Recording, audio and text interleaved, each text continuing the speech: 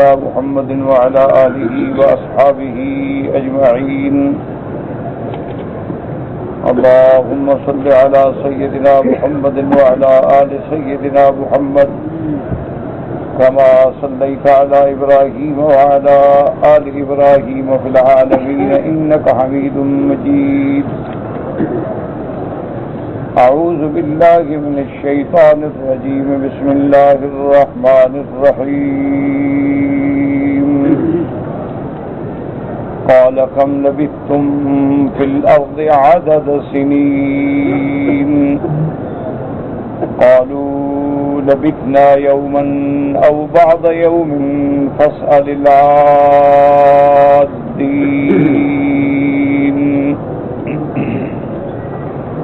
قال إن لبثتم إلا قليلا لو أنكم كنتم تعلمون. أفحسبتم أنما خلقناكم عبثا وأنكم إلينا لا ترجعون. فتعالى الله الملك الحق لا إله إلا هو رب العرش الكريم. ومن يدع مع الله إلها آخر لا برهان له به فإنما حسابه عند ربه إنه لا يفلح الكافرون.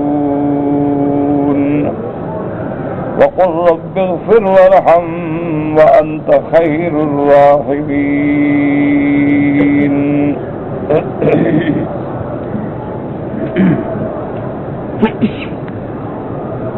اللہ تبارک و تعالی نے کلام مقدس کی ان آیات مبارکہ میں سورۃ المؤمنون میں اس بات بعث یعنی اس بات معاد، اس بات قیامت کے بارے میں ارشاد فرمایا ہے. جیسا کہ آپ نے سابقہ آیات میں پڑھا ہے کہ آج جو مشرکین ہیں، کفار ہیں، اللہ تبارک و تعالی کی ذات کے ساتھ شریک بناتے ہیں. بعض لوگ ہیں جو اللہ تبارک و تعالی کی طرف اولاد کی نسبت کرتے ہیں. بعض لوگ اللہ تبارک و تعالی کی صفتوں کو غیر خدا میں ثابت کرنے کی کوشش کرتے ہیں. ان کے بارے میں اللہ نے ارشاد فرمایا تھا کہ جب ان پر موت آئے گی، حتی اذا جاء احدهم الموت قال رب ارجعون، اس وقت یہ کہیں گے کہ ہمیں میرا مولا واپس بھیج. کیونکہ جب موت سامنے آئے گی اور ملائکۃ العذاب کو دیکھیں گے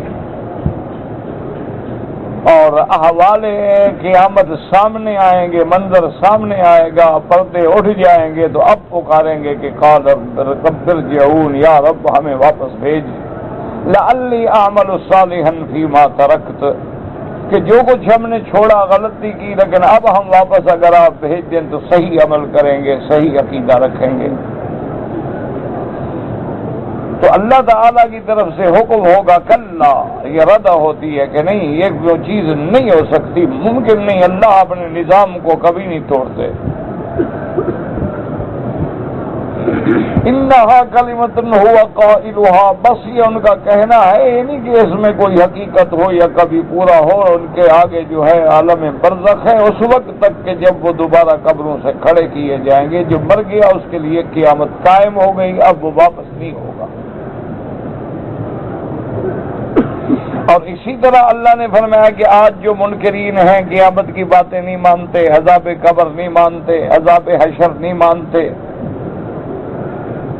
اللہ نے فرمایا کہ جب یہ قیامت والے دن آئیں گے اور سب کچھ اپنے آنکھوں سے معائنہ کریں گے تو اس وقت ان کو کہا جائے گا علم تکن آیاتی تتلا علیکم، کیا تمہاری طرف میری کتابیں نہیں آئیں، میری آیات نہیں آئیں، تمہیں پڑھ کے نہیں سنایا گیا، نہیں بتایا گیا کہ قیامت حق ہے؟ اور تم لوگ اس وقت جھٹلاتے تھے، تکذیب کرتے تھے کہ کوئی قیامت نہیں، کون مرنے کے بعد اٹھے گا؟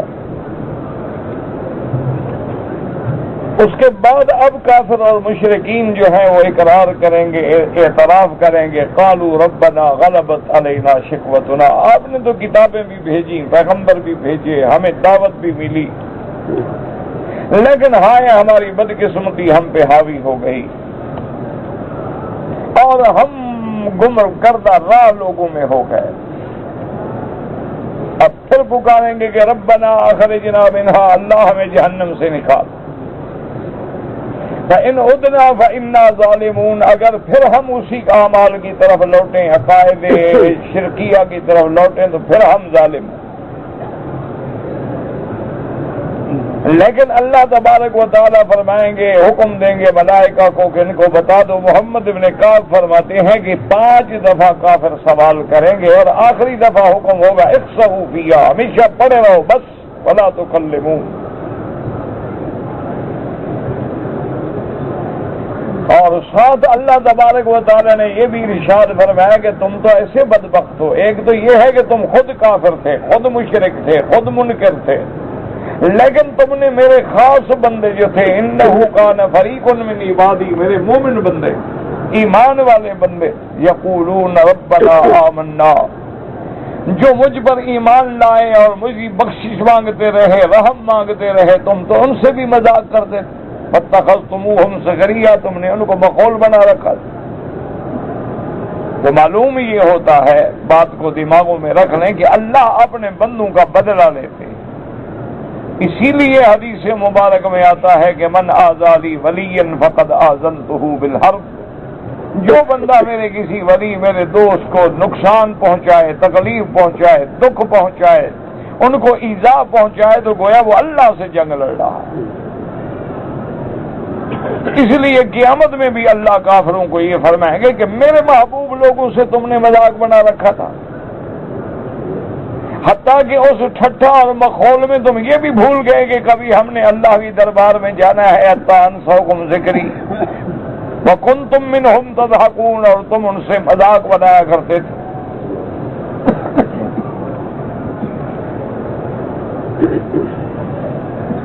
اور اللہ تبارک و تعالیٰ ارشاد فرمائیں گے مشرکین کو کہ آج دیکھ لو، آج قیامت کا دن آ گیا، آج عدل کا دن آ گیا، آج بدلے کا دن آ گیا، انصاف کا دن آ گیا۔ انی جزیتہم اليوم بما صبروا، آج میں نے ان اپنے بندوں کو، اپنے مومنین کو، اپنے اولیاء اللہ کو، مقربین کو ان کے صبر کا بدلہ دیا ہے، اور وہی کامیاب ہے۔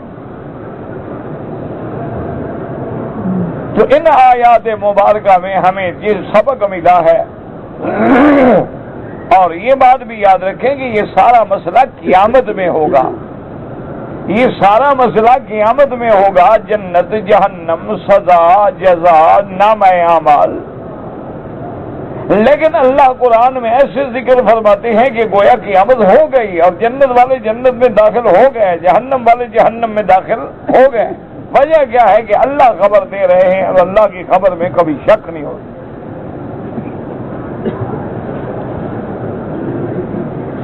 اور اللہ کے علم میں ہے کہ جنت میں جانے والے جو ہیں جب جنت میں جائیں گے اور دوزخیوں کو دیکھیں گے تو ان کو پکاریں گے وَنَادَى أَصْحَابُ الْجَنَّةِ أَصْحَابَ النَّارِ، اللہ فرماتے ہیں جنت والے جہنمیوں کو پکار کے کہیں گے ظالموں دیکھو، ان قد وجدنا ما وعدنا ربنا حقا فهل وجدتم ما وعد ربكم حقا قالوا نعم۔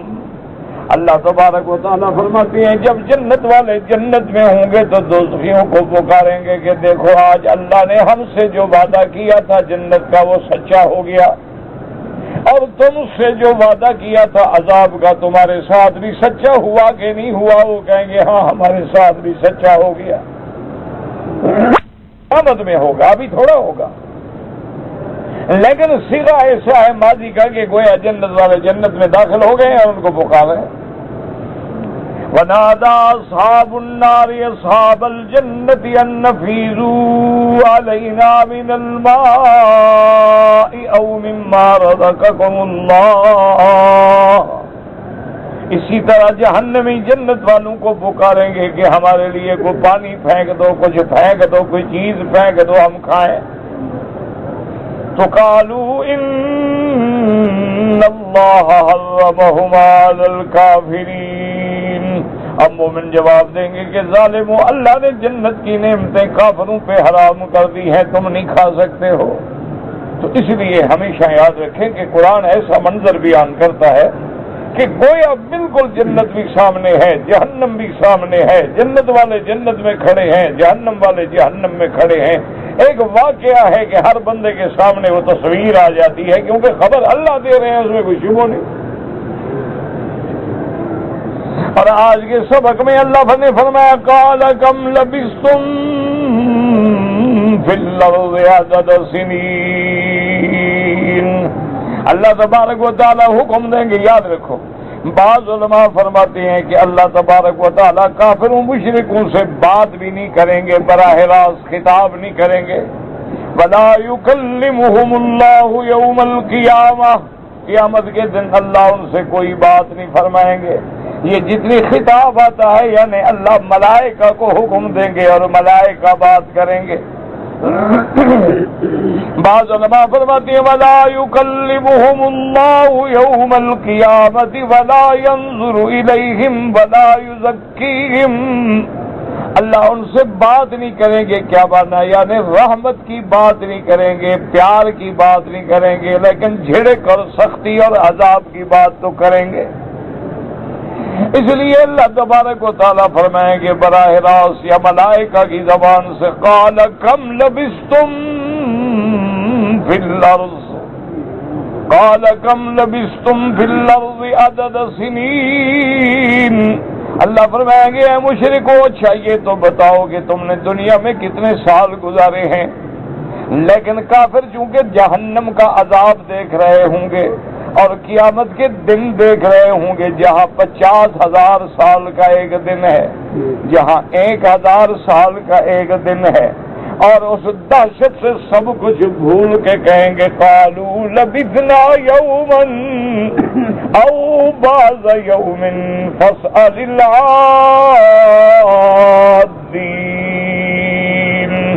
کہیں گے مولا سال کہاں، ہم تو وہاں معلوم ہوتا ہے ایک دن رہے ہیں یا آدھا دن رہے ہیں. آپ ایسا کریں ان سے پوچھیں جو گننے والے ہیں، جو گنتی جانتے ہیں، ملائکہ آدین عد کرنے والے، گنتی کرنے والے، شمار کرنے والے، ان سے پوچھیں مولا ہم تو معلوم ہوتا ہے ایک دن رہے ہیں یا آدھا دن رہے ہیں. بعض علماء نے کہا اس کی وجہ کیا ہے کہ دہشت دیکھ کے دماغ الٹ جائے گا. اور بعض علماء نے فرمایا کہ جب وہ وہاں دیکھیں گے کہ ایک دن 50,000 سال کا ہے تو دنیا کی عمر کتنا ہے؟ 7,000 8,000 سال. تو اس لیے ان کو وہ ایک دن یا آدھا دن نظر آئے گا. اللہ پاک فرمائیں گے قال ان لبثتم الا قلیلا لو انکم کنتم تعلمون. اللہ تبارک و تعالی فرمائیں گے کہ ظالمو، یہ بات تو نہیں کہ تم وہاں ایک دن رہے ہو یا آدھا دن رہے ہو، ہاں تھوڑا رہے ہو، کیونکہ دنیا جتنی بھی بڑی ہو دنیا فانی ہے، دنیا مٹ جانے والی ہے، اور جو چیز ختم ہونے والی ہو پھر اس کا کوئی حیثیت نہیں ہوتی. اسی لیے اللہ تبارک و تعالیٰ نے کئی واقعات میں تو ارشاد فرمایا ہے لیکن جی کہ دنیا ایک فانی چیز ہے. اور ویسے بھی آدمی کی جب عمر گزر جاتی ہے، 100 سال بھی عمر ہو نا، مرنے کا وقت ہے، معلوم یار میں نے کیا گزارا، کچھ بھی نہیں گزارا، پتہ نہیں لگا دنیا گزر گئی. یہ تو ابھی زندگی ہے، صحت ہے تو آدمی گناہوں میں مبتلا ہے اور نافرمانیوں میں لگا ہوا ہے، لیکن جب جھٹک لگتی ہے اور اللہ کے عذاب کا کوڑا پڑتا ہے نا، پھر کہتے ہے یار مجھے تو کوئی زندگی ملی ہی نہیں، ہم نے تو دنیا دیکھی ہی نہیں، یار ہم نے کیا گزارا. اس لیے وہ اللہ فرمائے کہ یہ تو ٹھیک ہے کہ باقی تم وہاں تھوڑا ہی رہے ہو، کیونکہ دنیا جتنی لمبی ہو جو چیز ختم ہونے والی ہے وہ تھوڑی ہوتی ہے اور جو باقی رہنے والی ہے وہ زیادہ ہوتی ہے. اور اس کے بعد حکم کا افحسبتم انما خلقناکم عبثا افحسبتم انما خلقناکم عبثا وانکم الینا لا ترجعون۔ اللہ فرمائیں کہ ظالموں، کیا تم نے یہی گمان کیا تھا کہ ہم نے تم کو ایسے پیدا کیا ہے کہ پیدا کر کے چھوڑ دیا جانوروں کی طرح، کھاؤ پیو مر جاؤ؟ کوئی عقل کرو۔ آخر تم ایک دکان بناتے ہو، تم ایک روبوٹ بناتے ہو، مشینی بندہ بناتے ہو تو کوئی مقصد ہے، تم ایک ٹیلی فون بناتے ہو کوئی مقصد ہے، تم اپنا ایک گھر بناتے ہو تو مقصد ہے، ایک چارپائی بناتے ہو تو مقصد ہے۔ میں نے اتنا بڑا کارخانہ بنا کے اتنی مخلوق پیدا کر کے چھوڑ دی تھی کہ نہ سزا ہوگی، نہ جزا ہوگی، نہ انصاف ہوگا، نہ عدل ہوگا، نہ ماننے والوں کو بدلہ بھی دے گا اور نہ ماننے والوں کو سزا بھی دے گی۔ ویسے ایسے میں نے عالم پیدا کر دیا تھا۔ عجیب گمان ہے، کوئی عقل والا یہ بات سوچ سکتا کہ بھی آخر اللہ نے ہمیں جو دنیا میں پیدا کیا ہے اسی لیے پیدا کیا ہے کہ ہم جانوروں کی طرح چرتے رہیں، کھاتے رہیں اور مرتے رہیں اور بچے گنتے رہیں؟ اللہ کا کوئی نظام ہے؟ اللہ نے اس مخلوق کو کیوں پیدا کیا؟ اس لیے فرمائیں گے افحسبتم انما خلقناکم عبثا، ہم نے تم کو بے فائدہ بنایا، بغیر مقصد کے پیدا کیا، اور وَأَنَّكُمْ إِلَيْنَا لَا تُرْجَعُونَ، اور تم نے یہ گمان کر رکھا تھا کہ ہم پھر نہیں جائیں گے اللہ کی دربار میں۔ ایسے ہم نے پیدا کیا تھا، بس پیدا کیا اور جانوروں کی طرح رسہ نکال کے چھوڑ دیا تھا تمہیں۔ ہم نے تمہیں پیدا کیا اور بتا دیا تھا کہ وَمَا خَلَقْتُ الْجِنَّ وَالْإِنسَ إِلَّا لِيَعْبُدُونَ، اللہ نے فرما دیا تھا کہ میں نے انس و جن کو اپنی عبادت کے لیے پیدا فرمایا ہے۔ اللہ نے یہ بھی فرما دیا میں نے آسمان، زمین، نباتات، معدنیات، تمام نعمتیں تیرے لیے پیدا کی ہیں اور تجھے میں نے اپنے لیے پیدا کیا ہے، لیکن میری ہر چیز تیری خدمت کرتی رہی اور تو میرا انکار کرتا رہا۔ میری زمین پہ تو زندہ رہا، آسمانوں کے نیچے تو زندہ رہا، میرے پانی پہ تو زندہ رہا، میری چیزوں سے تم نے فائدہ اٹھایا، لیکن غیروں کو سجدہ کر کے شرک کرتا رہا، غیروں کی منتیں مانتا رہا، غیروں کے چڑھاوے چڑھاتا رہا، غیروں کے نام پہ جانور چھوڑتا رہا، غیروں کی قربانیاں کرتا رہا۔ اسی لیے میں نے تمہیں پیدا کیا تھا کہ پیدا میں کروں اور سجدہ لوگوں کو کروں۔ اس لیے فرمائیں گے افحسبتم انما خلقناکم عبثا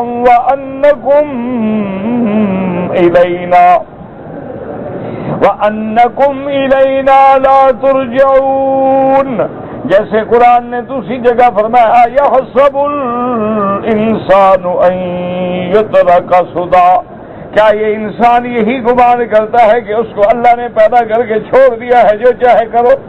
نہیں، بلکہ حساب ہوگا۔ فتعالى الله الملك الحق لا إله إلا هو رب العرش الكريم، اللہ کی ذات بلند ہے جو بادشاہ ہے، جس کی بادشاہی حق ہے، جس کے سوا کوئی معبود نہیں، جو رب العرش العظیم ہے۔ ایسی ذات، ایسا بادشاہ، ایسے تمہیں پیدا کیا تھا بغیر کسی مقصد کے۔ یعنی تم کوئی چیز بناتے ہو تو مقصد ہے، اور اللہ نے تمہیں پیدا کر کے چھوڑ دیا میری نافرمانیاں کرو، زنا کرو، ڈاکے مارو، چوریاں کرو، فلمیں دیکھو، شرک کرو، بدعات کرو اور مزے کرو، بس ٹھیک ہے، اسی لیے تم کو بھیجا تھا اس نے۔ اسی لیے اللہ پاک فرمائے کہ اس کی شان کے خلاف ہے، وہ تو ایسا بادشاہ۔ فتعالى الله الملك الحق لا الہ، فتعالى من تقدس، اللہ کی ذات پاک ہے کہ بے فائدہ کوئی مخلوق پیدا کر دے۔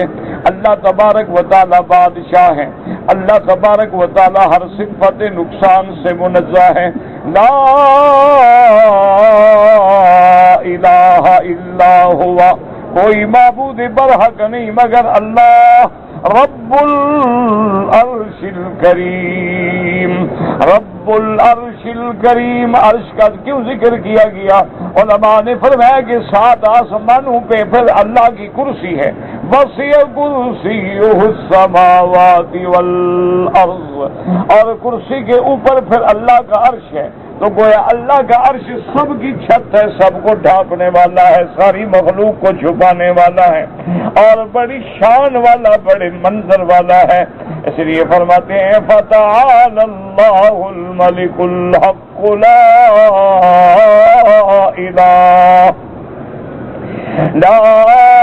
الہ الا هو رب العرش الکریم ومن يدعو مع الله إلها آخر ومن يدعو مع الله إلها آخر لا برهان له به۔ اللہ نے فرمایا جو لوگ اللہ کے ساتھ کسی دوسرے کی عبادت کرتے ہیں، کیا مانا؟ یاد رکھو، لوگ سمجھتے ہیں ہم قبروں کی طرف نماز نہیں پڑھتے، ہم تو قبروں کی طرف سجدہ نہیں کرتے ہیں، لیکن جب قبر والوں کو پکارا جائے تو یہ بھی عبادت ہے، ندا عبادت ہے، پکارنا عبادت ہے، دعا عبادت ہے۔ جو اللہ کے ساتھ کسی غیر کی عبادت کرتے ہیں، اللہ نے فرمایا ایسے جاہل ہیں کہ لا برہان لہ بہ، ان کے پاس کوئی دلیل بھی نہیں، کوئی حجت بھی نہیں کہ جن کو تم نے خدا بنایا ہے کیا دلیل ہے؟ جن پہ خود موت آ گئی، جو خود مر کے قبروں میں چلے گئے، وہ کیسے حاجت روا، کیسے مشکل کشا بن سکتے ہیں؟ جن کے جنازے کے بھی محتاج، قبر کے بھی محتاج، زمین کھودنے والوں کے بھی محتاج، وہ مرنے کے بعد کیسے تیری ساری حاجت روائی کر دیتے؟ فرمایا لا برہان لہ بہ، کوئی حجت نہیں، نہ عقلی دلیل ہے نہ نقلی دلیل۔ انہ لا یفلح الکافرون، اور اللہ نے فرمایا یاد رکھو کہ کافر کبھی بامراد نہیں ہوں گے۔ اب دیکھیں سورت مبارک جمال دیکھیں کہ شروع کہاں سے ہوئی تھی یہ سورت، قد افلح المؤمنون، کہ کامیاب کون ہو گئے؟ مومن فلاح پا گئے۔ فلاح کیا مانا؟ ہر مراد پوری ہو اور ہر مشکل سے بچ جائے۔ یہ صفت کس کی تھی؟ مومنوں کی تھی، اور یہاں بھی فرما دیا کافروں کو کبھی فلاح نہیں ہوگی۔ تو نتیجہ کیا نکلا کہ فلاح جو ہے وہ صرف مومنوں کے لیے ہے، ایمان والوں کے لیے ہے، کافروں کو کبھی فلاح نہیں مل سکتی۔ یہ دنیا کی 4 دن کی چاندنی جو ہے یہ ابتلا ہے، اختبار ہے، امتحان ہے اللہ تبارک و تعالی۔ اب دیکھیں نا جی، کبھی کوئی زور والا بادشاہ ہو اور اس کا کوئی مخالف ہو جائے، کہتے اور اس کو ذرا موقع دو، اور موقع دو، اور موقع دو۔ دیکھو کیا کرتا ہے، طاقت آزما لے اپنی، جب چاہیں گے کھینچ لیں گے۔ اس لیے اللہ فرماتا ہے کہ ہم بھی اپنے دشمنوں کو مہلت دیتے ہیں، لیکن جب چاہتے ہیں ان بطش ربک لشدید انہ هو یبدئ ویعید، لیکن فرمایا پھر میری پکڑ ایسی سخت ہے، جب میں پکڑتا ہوں تو میری پکڑ سے کوئی چھڑا نہیں سکتا ہے۔ اس لیے فرماتے ہیں انہ لا یفلح الکافرون۔ اللہ نے فرمایا میرا بدنی آپ اپنے اللہ سے بخشش مانگیں، اللہ سے رحم کی درخواست کریں۔ یاد رکھیں انبیاء جو ہے معصوم ہیں، گناہوں سے پاک ہیں، لیکن ان کو یہ دعائیں اس لیے سکھائی جاتی ہیں تاکہ امت بھی دعائیں کرے، امت کو سبق ملے کہ جب اللہ اپنے معصوم نبی کو کہتے ہیں یہ دعا مانگو تو تم تو اور زیادہ اللہ سے مانگو۔ قل رب اغفر وقل رب اغفر وارحم وانت خیر الراحمین۔ اللہ تبارک و تعالیٰ سے دعا کریں کہ اے اللہ ہمارے گناہوں کی بخشش فرما دے اور ہم پہ رحم فرما دے، اور آپ ہی سب سے بہتر رحم فرمانے والے ہیں۔ اور یاد رکھو کہ یہ آیات مبارکہ جو ہیں سورۃ المومنون کی آخری آیات کے بارے میں، بعض روایات میں آتا ہے کہ ایک آدمی کو بڑی شدید بیماری تھی، تکلیف تھی، جو بیچارہ ہلنے جلنے کے قابل بھی نہیں تھا۔ حضرت عبداللہ ابن مسعود رضی اللہ تعالی عنہ نے ان کے قریب جا کے ان کے کان میں کچھ آیتیں پڑھی۔ جب آپ نے وہ آیتیں پڑھ کے دم کیا تو ابھی چند منٹ گزرے تھے کہ بندہ اٹھ کے کھڑا ہو گیا، ساری بیماری ختم ہو گئی، ساری تکلیف ختم ہو گئی۔ تو روایات میں یہ آتا ہے کہ رحمت دو عالم محبوب دو عالم سیدنا محمد مصطفیٰ صلی اللہ علیہ وسلم نے فرمایا کہ عبداللہ تم نے اس کے کان میں کیا پڑھا ہے؟ انہوں نے عرض کیا کہ یا رسول اللہ میں نے سورۃ المومنون کی آخری آیتیں پڑھی ہیں، اللہ نے اس کو شفا دی ہے۔ آپ نے فرمایا ان آخری آیتوں میں تو اللہ نے ایسی شان رکھی ہے کہ پہاڑ پہ بھی پڑھو تو ہل جائے گا۔ تو ایک یہ آیتیں مبارک ایسی شان والی آیتیں ہیں کہ ہر بیماری کے لیے، ہر مصیبت کے لیے یہ تریاق اعظم ہے۔ افحسبتم سے شروع ہو کے آخر سورت تک، افحسبتم انما خلقناکم عبثا وانکم الینا لا ترجعون فتعالى الله الملك الحق لا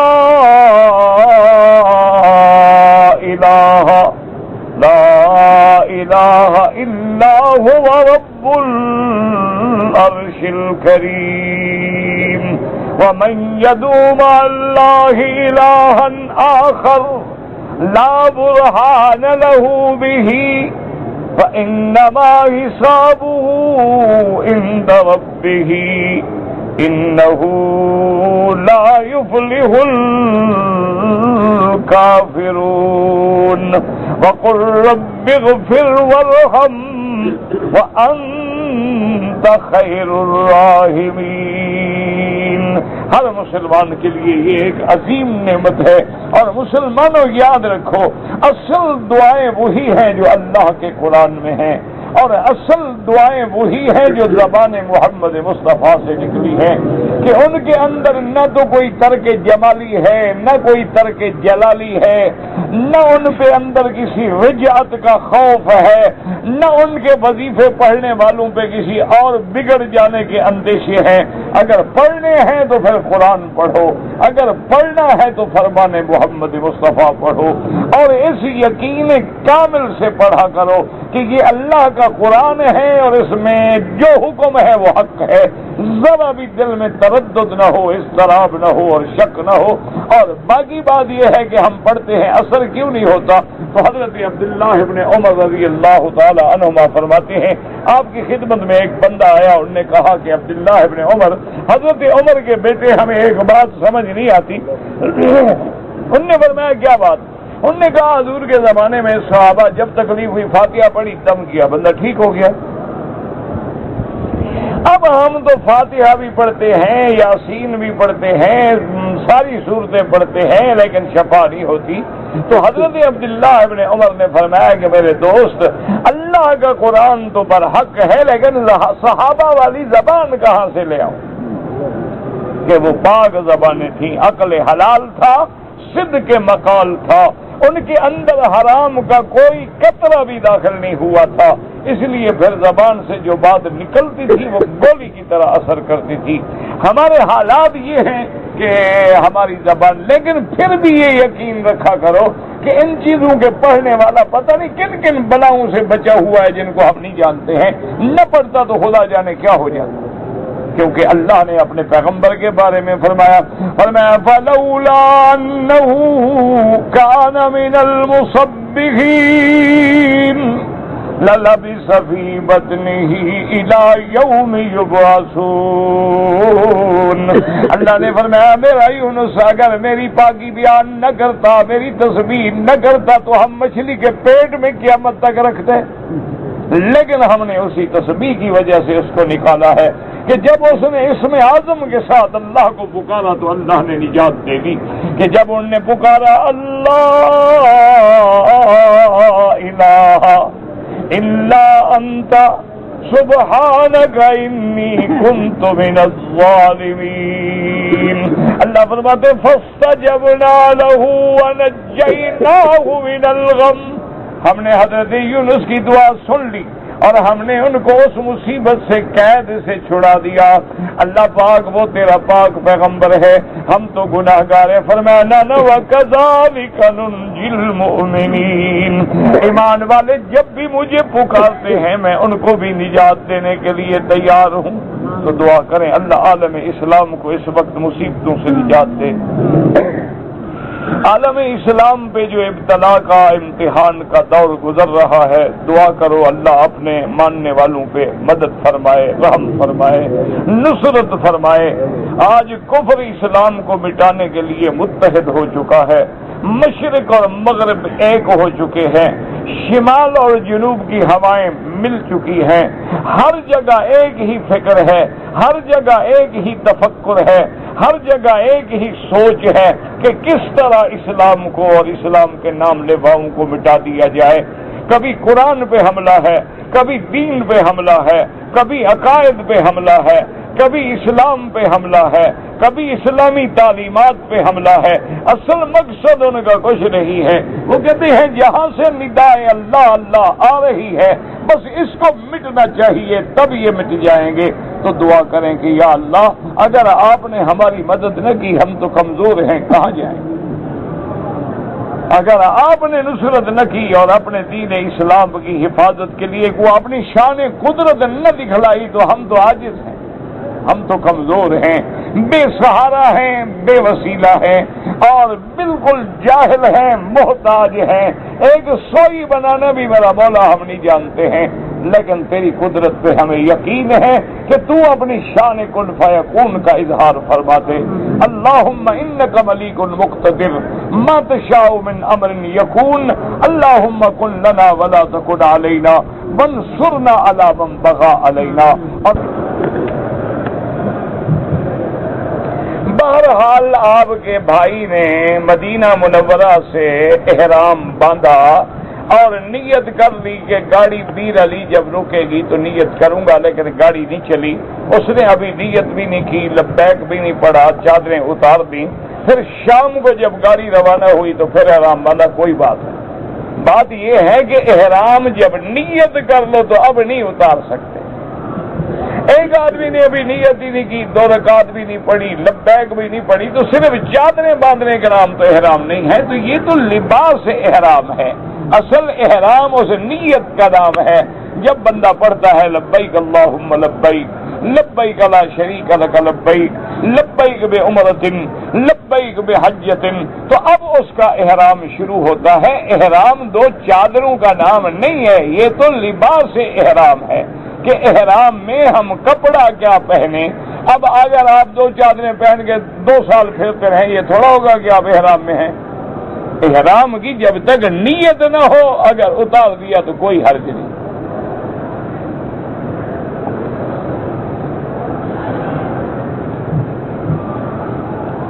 کہتے جی کہ زکوٰۃ کے پیسے جو ہیں ہم اپنی تنخواہ سے ہر مہینے حساب کر کے زکوٰۃ نکالتے جائیں، بالکل غلط ہے۔ ہر مہینے تو زکوٰۃ ہوتی ہی نہیں۔ زکوٰۃ کا معنی یہ ہوتا ہے کہ مثلا رمضان شریف سے اگلے رمضان تک 1 سال ہو گیا، اب میری تنخواہ ہے مثلا 10,000 ریال، تو سال میں کتنی ہوگی؟ 1,20,000 ریال۔ اب یہ دیکھنا ہوگا کہ میرا خرچہ، بیوی، بچے، دوا، مکان، کرایہ سب نکالنے کے بعد سال کے بعد میرے پاس بچا ہے 20,000، تو میں صرف 20,000 کی زکوٰۃ دوں گا۔ یہ تھوڑا ہے کہ میں ہر مہینے 10,000 زکوٰۃ نکالتا جاؤں، بچائی میرے پاس کل 20,000 ہے، میں نے تو زکوٰۃ 20,000 کی دینی ہے، میں نے 1,20,000 کی زکوٰۃ تو نہیں دینی۔ اگر آپ ہر مہینے تنخواہ سے نکالتے جائیں تو آپ کو تو 1,20,000 کی دینی پڑی۔ تو اس لیے سمجھ لیں مسئلہ کہ زکوٰۃ میں جو آپ کے گھر کا خرچہ ہے، بیوی ہے، بچے ہیں، علاج ہے، معالجہ ہے، بجلی کے بل ہیں، فلان ہے، پانی کا بل ہے، سب کچھ نکالنے کے بعد سال جو آپ نے معین کیا، رمضان سے رمضان، محرم سے محرم، رجب سے رجب، تمہاری مرضی ہے، اس دن تمہارے پاس کیا پیسہ ہے؟ جن پہ گویا سال گزر چکا ہے، اب جو پیسہ ہے اس کا حساب کر کے 2.5% زکوٰۃ نکال دو۔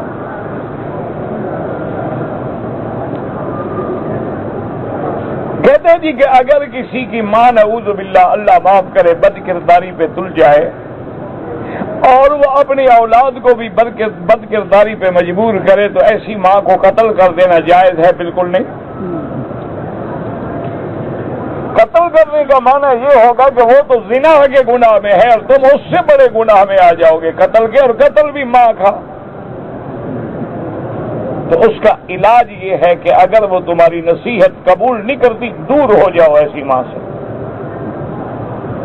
بالکل دور ہو جاؤ، اس کی شکل ہی نہ دیکھو، اس کے قریب ہی نہ رہو تاکہ اس کی برائی کے اثرات تمہارے اوپر نہ آئیں۔ باقی وہ اپنا خدا کو جواب دے گی، ہمیں قتل کرنے کا حق نہیں۔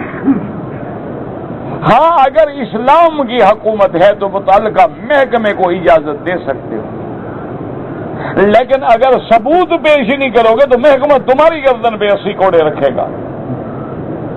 تو اس لیے معاملہ شریعت ہمیں یہ حکم نہیں دیتی کہ ہم ماں کو یا بیوی کو کاروکاری کر دیں، بہن کو قتل کر دیں، بیٹیوں کو قتل کر دیں۔ اسلام اس کی اجازت نہیں دیتا۔ یہ تو ہمارے جاہلانہ قبائلی نظام ہیں جن کا اللہ کے رسول سے کوئی تعلق نہیں۔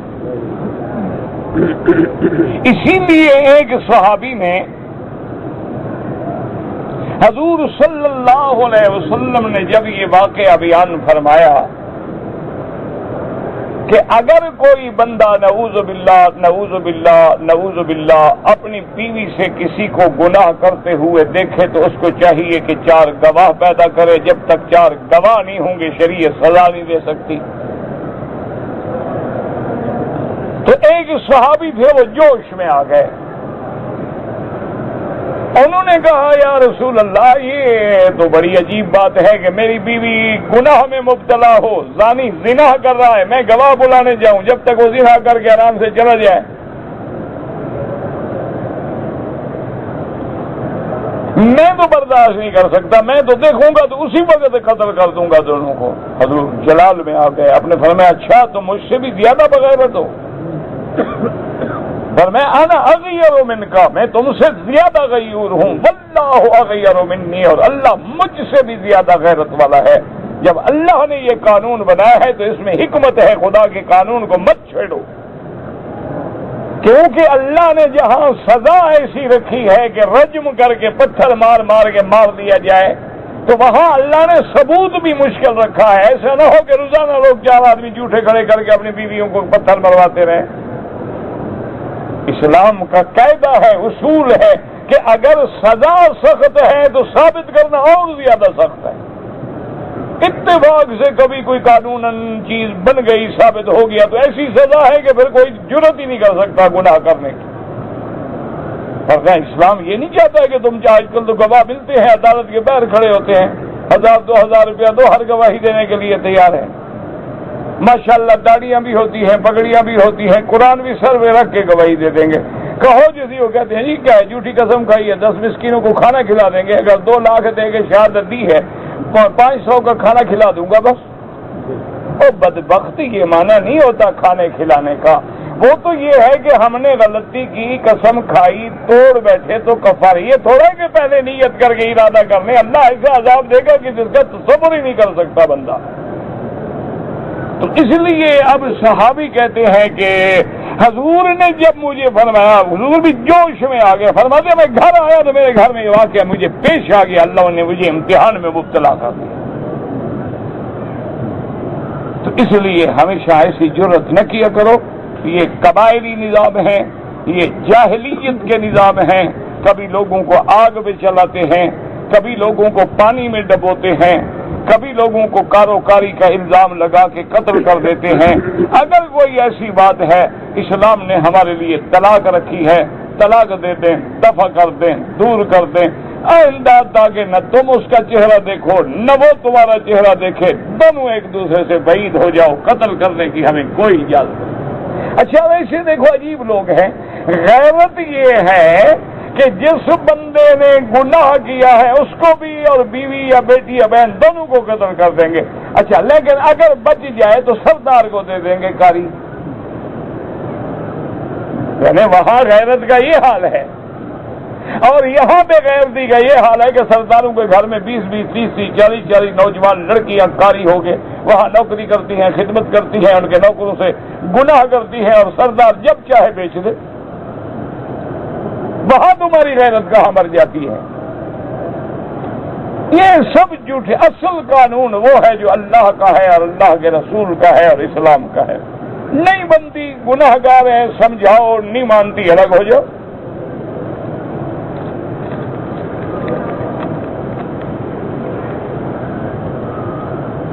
اگر کسی آدمی کو پیشاب میں بعد قطرے آنے کی شکایت ہے اور وہ بند نہیں ہوتے، تو اس کا میرا بھائی طریقہ یہ ہے کہ اب مغرب کے لیے جو تم وضو کرو گے وہی وضو عشاء تک کافی ہے، طواف کرو، نفل پڑھو، سنت پڑھو، وہی وضو رہے گا۔ جب عشاء کا وقت داخل ہوگا تو عشاء کی نماز کے لیے تم دوبارہ وضو کرو۔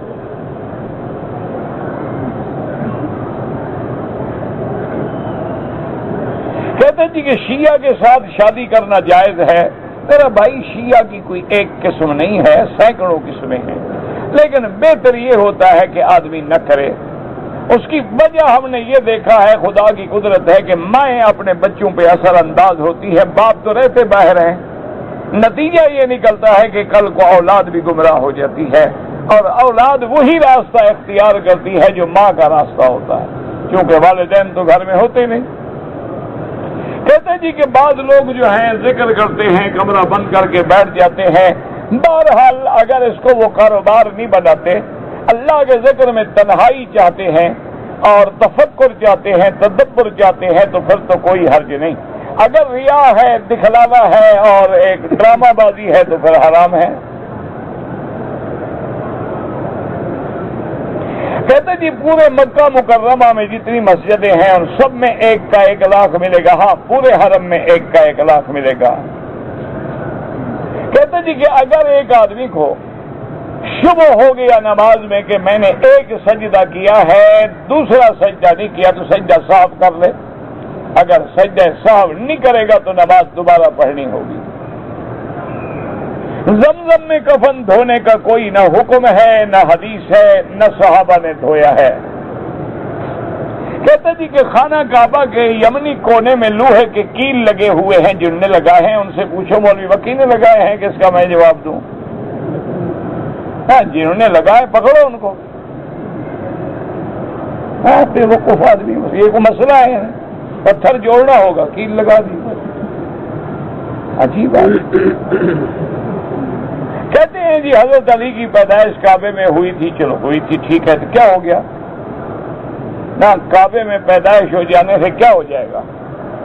حضور کی پیدائش ہوئی باہر، حضرت علی کی ہوئی اندر، تو حضرت علی افضل ہو گئے حضور سے بھی؟ کیا خیال ہے؟ نہیں، حضور پاک تو پیدا ہوئے ہیں باہر، حضرت علی ہو گئے اندر، تو حضرت علی یعنی نبی سے بھی افضل ہو گئے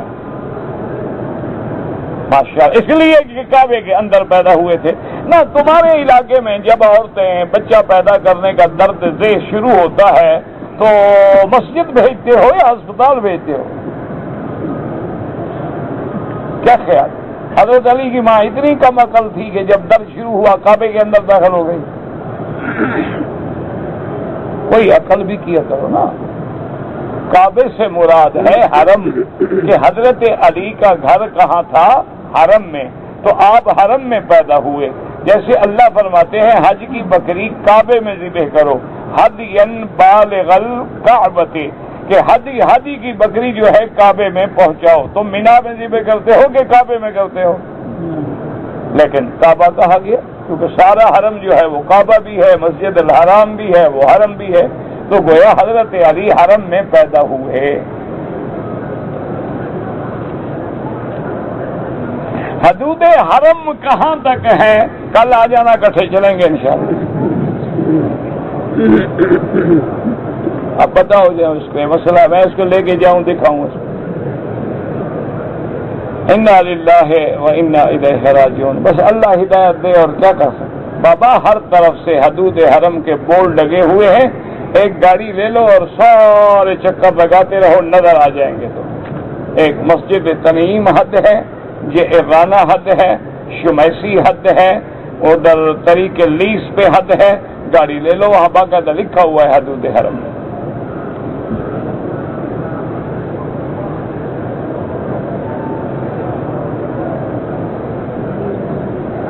کہتے جی کہ میں جس ملک میں رہتا ہوں وہاں 6 مہینے کی رات ہے اور 6 مہینے کا دن ہے۔ اگر 6 مہینے دن میں رمضان آ جائے تو ہم کیا کریں گے؟ 6 مہینے کا روزہ تو رکھ نہیں سکتے نا۔ اچھا، یہ کوئی ایسا مشکل مسئلہ ہے کہ تم سے حل نہیں ہوا؟ جب تم وہاں رہتے ہو تو باقی کام کیسے کرتے ہو؟ تو میں دفتر میں ڈیوٹی ہے تو 6 مہینے دفتر میں بیٹھے رہتے ہو، یا دفتر کا ٹائم مقرر ہے؟ اسی طرح نمازوں کا بھی ٹائم مقرر کر، دن بھی اپنے بنا لو، رات بھی خود بنا لو، دن ہو رہا تو ایک حساب بنا لو کہ 24 گھنٹے چل رہا ہے۔ اللہ کے بندے، کون سی تم اتنی بڑی مشکل میں مبتلا ہو گئے ہو؟ آخر دفتر ہے، مارکیٹیں ہیں، بازاریں ہیں، سونا ہے، وہ بھی تو اپنے اوقات ٹیبل، ٹائم ٹیبل بنائے ہوئے ہیں نا آپ نے۔ اسی طرح آپ نے نمازوں کا بھی اوقات، حضور نے فرمایا فَقْدِرُوا لَهَا قَدْرًا، خود اندازہ بنا لو۔ یا ایسا کرو کہ مثلا تم ناروے میں ہو، ناروے کا قریبی ملک کیا ہے، وہاں دن رات کب ہوتا ہے، روزہ کب شروع ہوتا ہے، کب، اسی کا حساب کر لو، کوئی مشکل نہیں۔ یا اقرب المطالع، یا اس کے بعد خود ٹائم ٹیبل بنا لو، کوئی ایسا مشکل مسئلہ نہیں ہے۔ باقی سارے کام ہو جاتے ہیں، صرف رمضان شریف اڑا ہوا ہے تمہارے لیے۔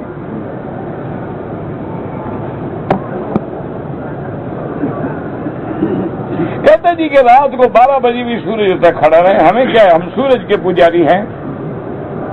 اسی لیے تو مشکل ہے نا، لوگ کہتے ہیں جی انسان اتنا ترقی کر گیا ہے کہ ہمیں آج ہوائی جہازوں پہ، ہیلی کاپٹروں پہ بیٹھ کے چاند دیکھ سکتے ہیں، ہم حساب کر کے دیکھ سکتے ہیں کہ نیو مون جو ہے پیدا ہوا۔ وہ اللہ کے بندے، ہم ڈھونڈیں تو تب جب ہم چاند کے پجاری ہوں۔ ہم نہ سورج کے پجاری ہیں نہ چاند کے پجاری ہیں۔ ہمارے لیے حکم ہے کہ دیکھ لو، نظر آ گیا ٹھیک ہے، نہیں نظر آیا دفع کرو، پھر پورا کر لو 30 دن، بس ختم کرو۔ ہم کوئی چاند کے پجاری ہیں کہ اس کو ڈھونڈنے جائیں ہوائی جہاز پہ، کدھر ہو جناب، پیدا ہو گئے ہو، ابھی چھوٹے ہو، کب نظر آؤ گے؟ نہ آئے نظر۔ حضور نے فرمایا کہ سوموا لرؤیتکم وافطروا لرؤیتکم، دیکھ کے روزہ رکھو اور دیکھ کے افطار کرو۔ فإن غم علیکم، اگر چھپ جائے، بادل آ گیا، نظر نہیں آیا، فرمایا 30 دن پورے کر لو، خلاص، السلام علیکم۔ کمیٹیاں بناتے ہیں، ہلال کمیٹیاں بناؤ، اس میں مولوی بٹھاؤ، ایک دیوبندی ہو، ایک شیعہ ہو، ایک بریلوی ہو، تاکہ لڑتے رہے، سر پھٹوبل کرتے رہیں اور لوگوں کو اعتراض کرنے کا موقع ملے۔ دیکھو جی مولوی اکٹھے نہیں ہوتے، جناب دیکھو مولوی اکٹھے نہیں ہوتا۔ اچھا، نماز پر تو سارے مولوی اکٹھے ہیں نا، دیوبندی بریلوی، کوئی کہتا ہے نماز نہ پڑھو؟ ایمان سے کہو، کوئی پارٹی کہتی ہے کہ نماز نہ پڑھا کرو؟ ہاں جی بھائی، کعبے میں بات تو کرو نا۔ کوئی بریلوی، دیوبندی، شیعہ، سنی، تبلیغی کوئی کہتا ہے کہ نماز نہ پڑھو؟ سب کہتے ہیں پڑھو، مانتے ہو تم؟ جب مولوی اکٹھے ہیں تو یہ بات تو مان لو۔ اچھا، کون سی جماعت کہتی ہے، بریلوی، دیوبندی، کالی پگڑی، سبز پگڑی، سفید پگڑی، کون کہتے ہیں داڑھی منڈاؤ؟ کس کے کہنے سے منڈا رہے ہو؟ یہ کیوں کہتے ہو کہ مولوی مولوی اختلاف؟ تم اختلاف کرتے ہو، ریچھ اور کتے بھی تم لڑاتے ہو، بٹیری بھی تم لڑاتے ہو، مرغے بھی تم لڑاتے ہو، اور مولویوں کو بھی تم لڑاتے ہو۔ اس کو جا کے کہتے ہو یہ کہتا ہے، اس کو جا کے کہتے ہو یہ کہتا ہے۔ کوئی مولوی شولوی نہیں لڑاتا۔ اگر کوئی آدمی بغیر کسی حق کے کسی کو قتل کرے، اللہ نے بڑی سخت سزا رکھی ہے، وَجَزَاؤُهُ جَهَنَّمَ خَالِدًا فِيهَا، فرمایا ہمیشہ جہنم میں رہے، وَغَضِبَ اللَّهُ عَلَيْهِ، اللہ کا غضب ہو، اللہ کی لعنت ہو اس کے لیے۔ کسی کا پیسہ لیا، ادا نہیں کیا، وہ بندہ مر گیا، اس کے وارثوں کو ادا کرو۔ اگر اس کے وارث کوئی نہ ہو تو خیرات کرو۔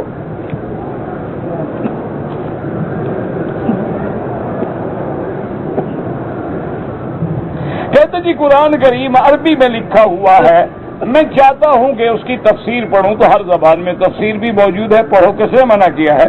لیکن قرآن پڑھنے کا ثواب تب ملے گا جس زبان میں اترا ہے وہ پڑھو، وہ پڑھ کے پھر آگے تفسیر پڑھو۔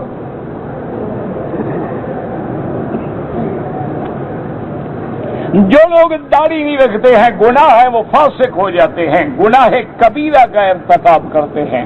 داڑھی بار بار منڈانے سے کبیرہ گناہ ہو جاتا ہے، اور کبیرہ گناہ پہ اصرار کرنے والا فاسق بھی ہے، فاجر بھی ہے۔ فاسق مانا حدود توڑنے والا، فاجر مانا اپنے گناہ کو کھلا کر کے ساری دنیا کو دکھانے والا۔ اور اگر داڑھی منڈانے کو اچھا سمجھتا ہے اور داڑھی رکھنے کو برا سمجھتا ہے وہ کافر ہے، اس کا نکاح بھی ختم ہو جاتا ہے۔ باقی تمہاری مرضی ہے، تم جانو اور اولادیں جانے اور بیوی جانے اور گھر جانے۔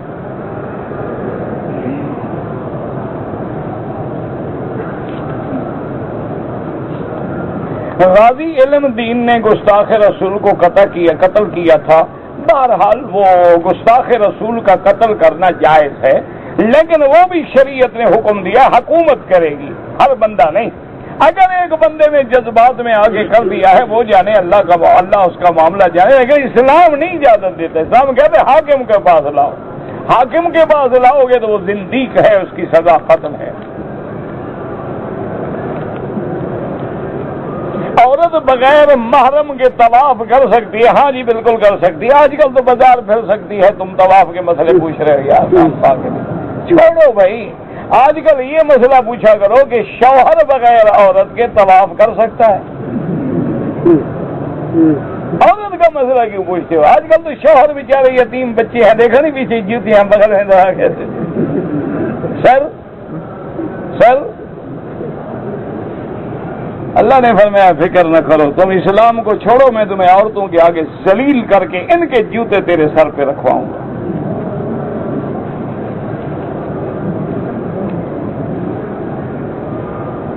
ٹیلی ویژن پر نماز اور دینی پروگرام دیکھیں، ہاں کوئی بات نہیں، لیکن اسی سے تو آپ آگے چلیں گے نا۔ مسجد میں آ کے دیکھ لو، ضروری ٹیلی ویژن پہ دیکھ رہے ہیں؟ کعبہ شریف میں آ کے دیکھ لو۔ یہ ٹیلی ویژن پہ پہلے تو تم نماز کھولو گے نا، پھر اذان کھولو گے، پھر اور بھی کوئی تھوڑا بہت جھٹکا تو لگ ہی جائے گا نا، پھر آہستہ آہستہ انشاءاللہ عادت بھی ہو جائے گی۔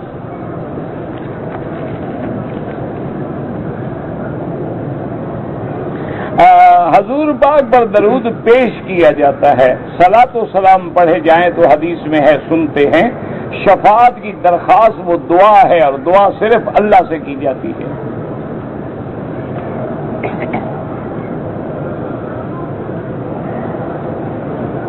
ہم بینک سے کاروبار کے لیے لون لیں، منافع کما کر واپس کر دیں، یہ لون جو لیں گے آپ سودی لون، لینا حرام، کام کرنا حرام، استعمال کرنا حرام۔ کچھ لوگ کہتے ہیں کہ 786 کا مطلب ہے بسم اللہ الرحمن الرحیم، تم ایسا کرو ان کا نام پوچھ کے ان کے نام پر بھی عدد لکھو، 420 425 302، ان کو نام سے نہ پکارو، تیسرے دن سمجھ آ جائے گی کہ مسئلہ کیا ہے۔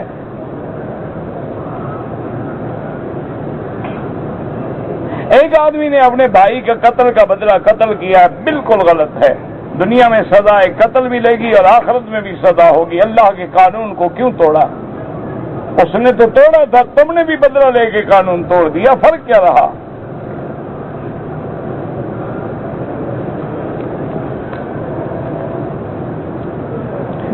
میرے اوپر قرض ہے تو اگر میں زکوٰۃ لے لوں اور قرضہ اتاروں بالکل جائز ہے، مقروض آدمی جو ہے وہ زکوٰۃ لے سکتا ہے۔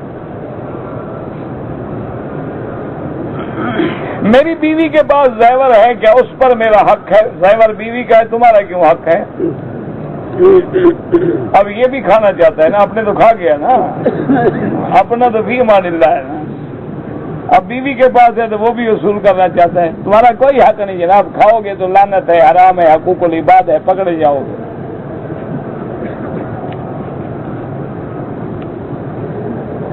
کہتے جی حجر اسود پہ بوسہ دینے کے لیے خواتین میں ٹکراؤ ہوتا ہے، دعا کرو اللہ ہدایت دے، سوچ رہی ہے گورنمنٹ، کوشش کر رہے ہیں اوقات کی، تو اللہ کرے کوئی حل نکل آئے۔ اگر نماز میں آگے سے جگہ خالی ہے تو آدمی جا سکتا ہے اگلی صف میں، سنت ادا کرتے ہوئے اگر موقع ہے کوئی کھڑا ہونا چاہتا ہے بالکل جگہ دو۔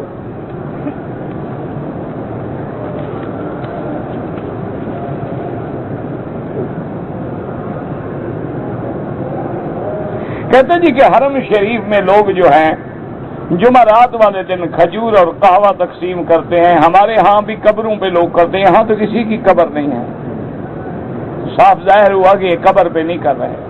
دوسری بات یہ ہے کہ تم ہم جاہل ہو تو وہ کیا کریں، جمعرات اور سوموار کا روزہ رکھنا سنت ہے، اس لیے وہ افطار میں لے آتے ہیں۔ کبھی ظہر میں دیکھا ہے تقسیم کر رہے ہو، وہ تو افطار کرا رہے ہیں۔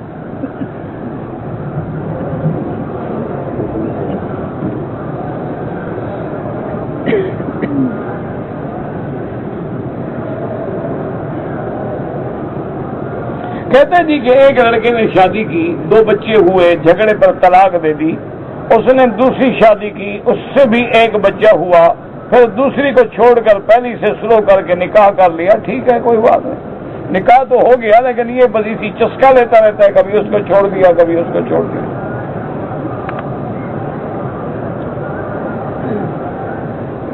اگر ہم مکہ میں رہتے ہوئے عمرہ کرنا چاہیں تو لازماً آپ کو حد حرم کے باہر جانا ہوگا، چاہے آپ تنعیم جائیں، جعرانہ جائیں، عرفات جائیں، جدہ جائیں۔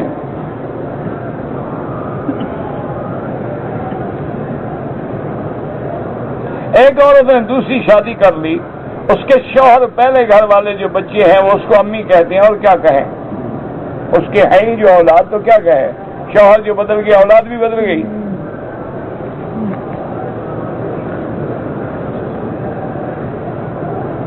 میں نے احرام باندھا، طواف کیا، صفا مروہ کیا، سر کے بال نہیں کٹوائے تھے، احرام کھول دیا، لیکن اس کے بعد کٹوائے یا نہیں کٹوائے؟ اگر بالکل نہیں کٹوائے، بال بھی کٹواؤ، ایک بکری دم بھی ادا کرو۔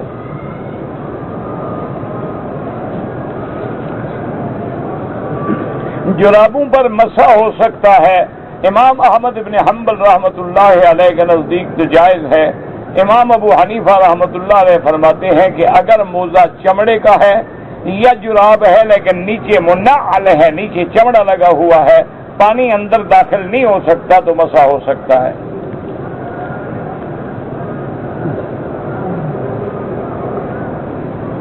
میں نے صفا مروہ دوڑا، لیکن جب مروہ میں پہنچا تو کسی کام کے لیے 10 منٹ کے لیے باہر چلا گیا، پھر آ گیا، کوئی حرج نہیں۔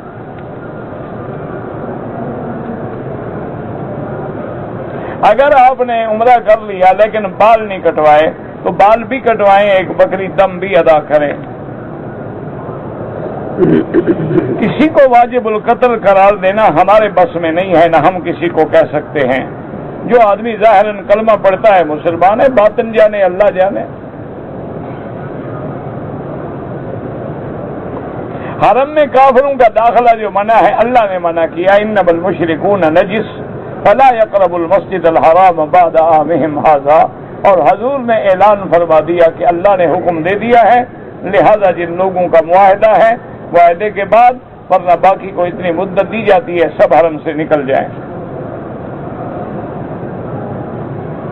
کہتے جی کہ ایک آدمی کو ہم نے دیکھا ہے وہ حرم میں جوتے پہن کے نماز پڑھتا ہے، اگر جوتا پاک ہے تو جائز ہے، اگر جوتا ناپاک ہے تو ناجائز ہے۔